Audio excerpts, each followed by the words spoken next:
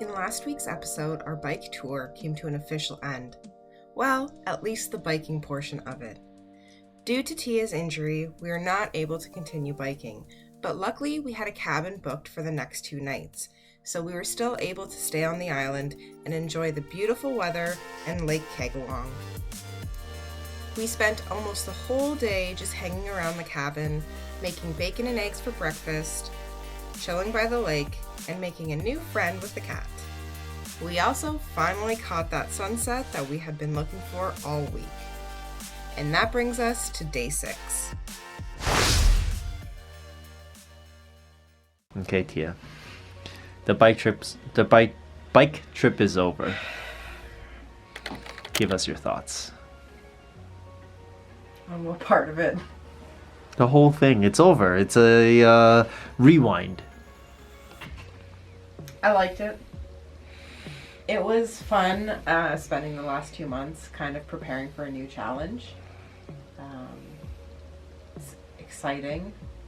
There were a couple of times on the bike tour where, I wasn't necessarily loving it, like when it was raining and cold and we were biking. But I feel like that's kind of all part of the adventure of it. And I'm excited to come back better, faster, stronger, and not broken, and do the full week. Anything you would change? Not rolling my ankle. Okay.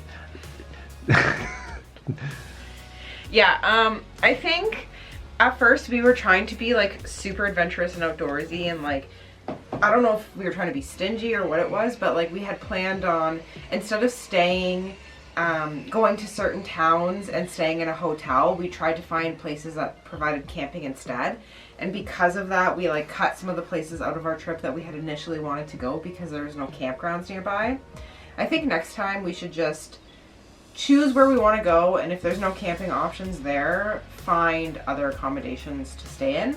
I also think that we should cut down the amount of food that we bring, and we should eat out a little bit more. That'll really lighten the load.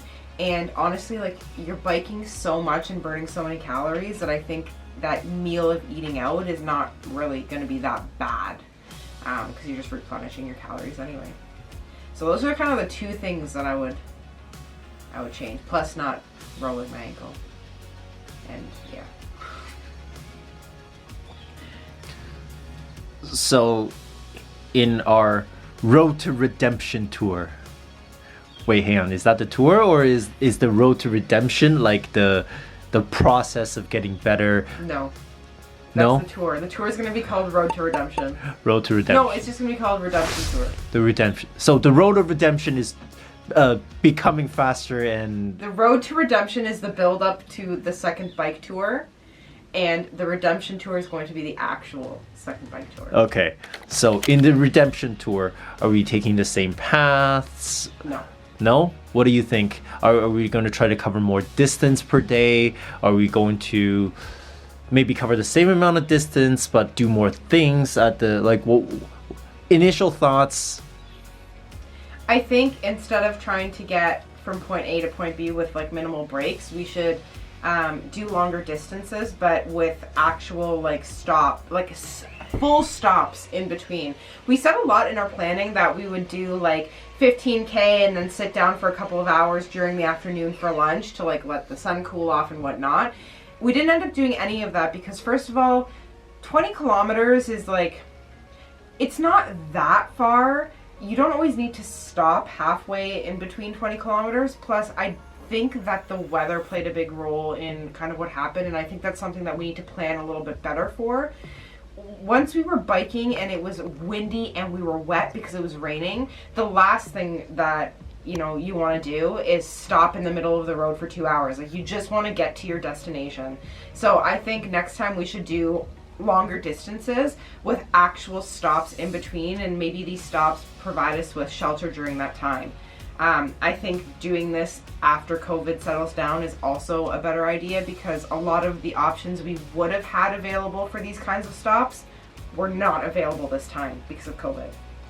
So, well, what I hear is the same island, the same people, maybe different gear, and longer distances. Yes, and Gorbet. I want to put Gorbet on the map. Oh, the Gorbet is going back on the map. Yes. Okay, why is that? Because there's restaurants and breweries that are definitely open even right now during COVID that we could have had stopovers in to like kind of rest and relax and get warm. Okay, next question. Were you happy with the bikes? Any changes or... I liked my bike and I felt relatively comfortable while we were biking. So I'm fine. I know Andy probably has updates he wants to make to his. Okay, interview take 2. All right. What are your thoughts on the half bike tour that we did? I absolutely love it. I think this is my new favorite way of seeing a city or an area. I love that we can cover a good amount. Okay, so I love being able to walk everywhere. In Beijing, I broke Tia's foot because I made her walk like 20 kilometers a day, quite a few days on her 10 days. But 20 kilometers on a bike is an hour or two.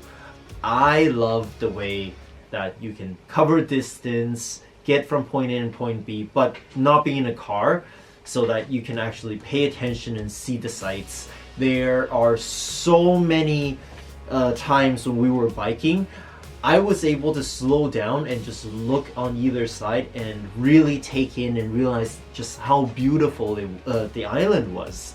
I really enjoyed that.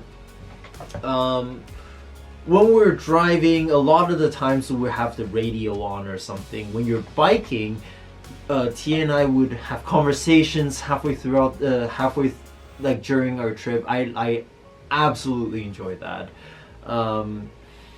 Even I don't know, maybe a masochist or something, but even when we were cold and we were like when it was raining and we were camping out, I also really enjoyed that. I would get warmer clothes. I did not enjoy being warm. I did not enjoy being cold, but I did enjoy the whole adventure of it all. It was very nice. What would you change in our route? Okay, I think even on this trip when we're not as fit, not as fast, and what was the last one? You said fitter, stronger, faster, not as strong, whatever. I think I would have pushed to Providence Bay on the first day. I personally, yeah, that's what I think. Then Gore Bay would have been like right there on the list. We could have still had that really great fish and chips, and I think Gore Bay is just a nice place to go to.